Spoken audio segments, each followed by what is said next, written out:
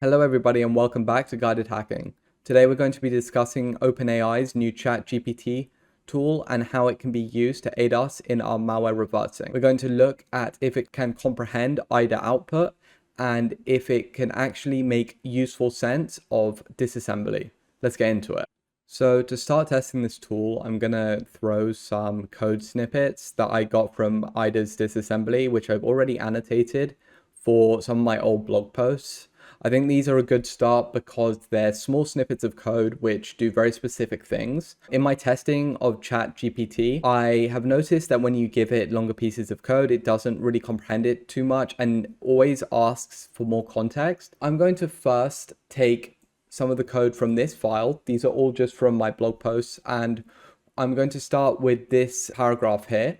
This code will look at the registry keys and look for the current version of Windows and then the processor name from Windows. I'm going to then just paste this into ChatGPT and I'm going to write explain this to me. And we can paste in the code and we'll see how well it understands this. It begins by saying this code appears to be written in C or C++ and is used to obtain information about the system on which it is running. The code uses the Windows registry to access information about the system's processor and operating system. The first block of code opens the registry for the current version of the Windows operating system and retrieves the value for the product name key, which is stored in the Windows product name buffer.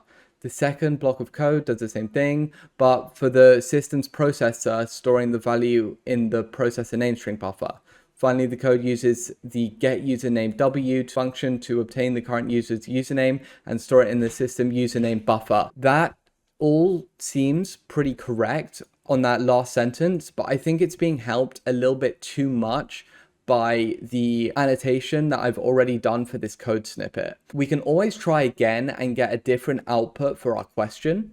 So I'm going to give that a go and I want to see if it's going to give me something different. So I've reran this question 7 times now and I've been trying to get a better output. The issue is that it's just taking way too much from the prompt it's being given and not actually comprehending what the registry keys are and what they're used for. We'll see if we can get it to explain to us how this registry key may be used in malware. The registry key may be used to determine the type and specifications of the user's processor. This information may be used to target specific vulnerabilities or to optimize the performance of the malware on the user system. To the extent of my knowledge, that doesn't sound too correct, but it did get a better answer in the first sentence where it said to determine the type and specifications of the user's processor.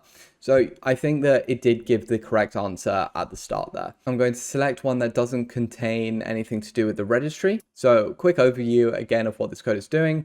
It's simply just reading a file off the system, putting it into a multi-part form for an HTTP post request that'll go to the C2. So I'm going to take it, copy it.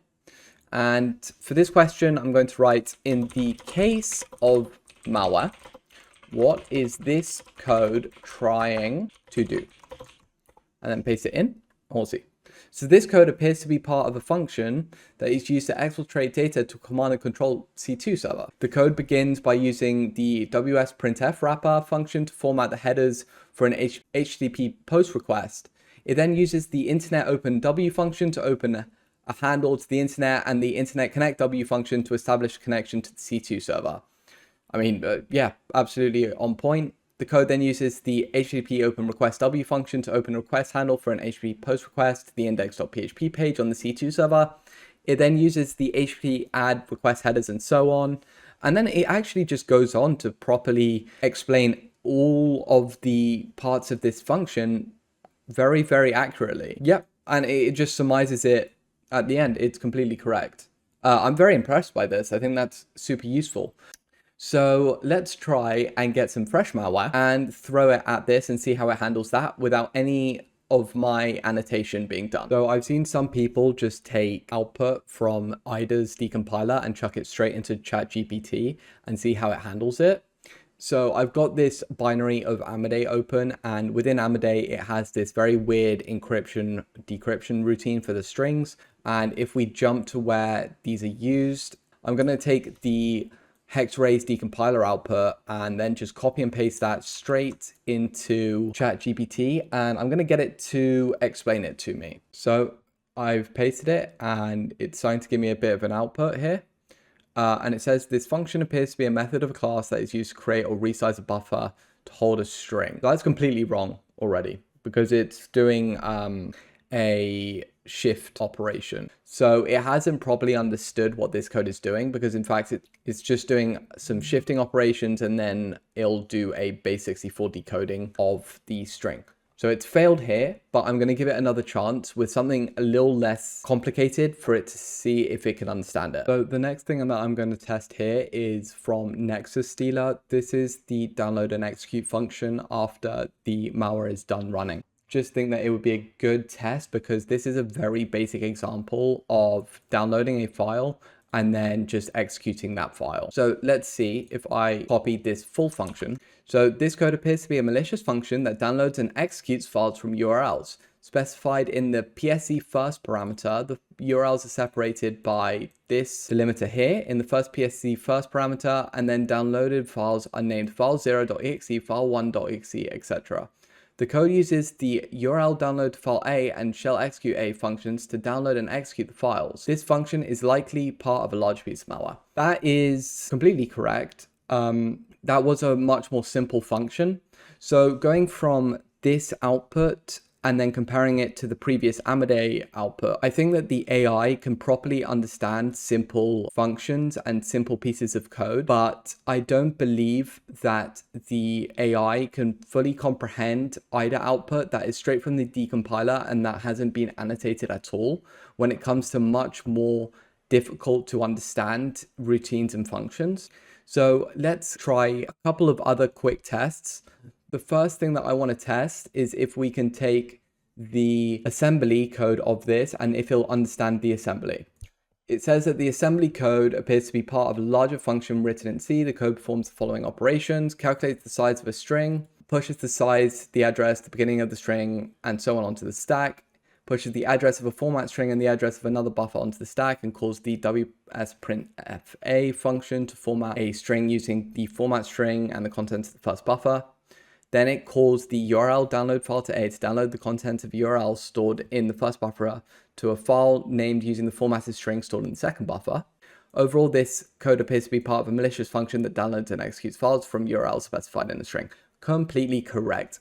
And all of that from assembly, which is incredibly impressive if you're looking at very simple malware. It could be argued that you don't need to spend the however many $1,000 it is for hex-raised decompiler, and you could just use this, although I personally wouldn't rely on it when it comes to much more complicated malware.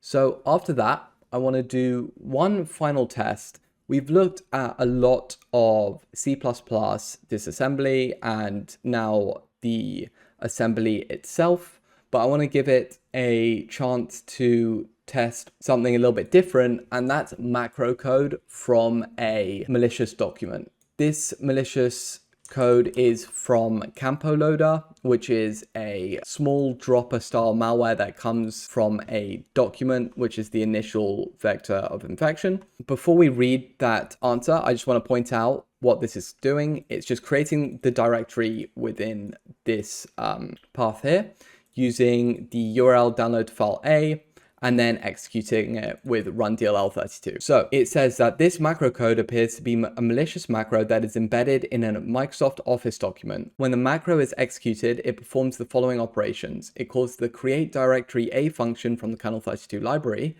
to create a directory at the specified path. That's correct. It calls the URL download file to file A function from the URL mon library to download a file from the specified URL and save it to the specified path. Calls shell execute A function from the shell32 library to execute the run DLL32xe program, passing the path of the downloaded file and the string DLL register server 1 as arguments. So just a little bit more context here. This is the entry to that DLL and where the malware should start from. So it hasn't explicitly pointed that out, but it's good that that's been included because it's a good piece of information to know. And then it says, as it did with a lot of the other pieces of code that we tested here, it says that the macro is likely part of a larger piece of malware that is attempting to download and execute a file from a remote server. It is possible that the downloaded file contains additional malicious code that is executed when the run DLL32.exe program runs. Completely correct again. I understand that I'm maybe not throwing the hardest things at this, but in my prior testing, it hasn't really handled super complicated things too much. If you throw it an obfuscated document, it's not going to know what to do with it. You do have to help it out a little bit more before you actually try and use this tool. Anyway, I hope that this was a good introduction to this tool, as it's all the rage on Twitter right now, and I can't wait to see what more comes of it. Thank you all very much for watching, and until the next video, goodbye.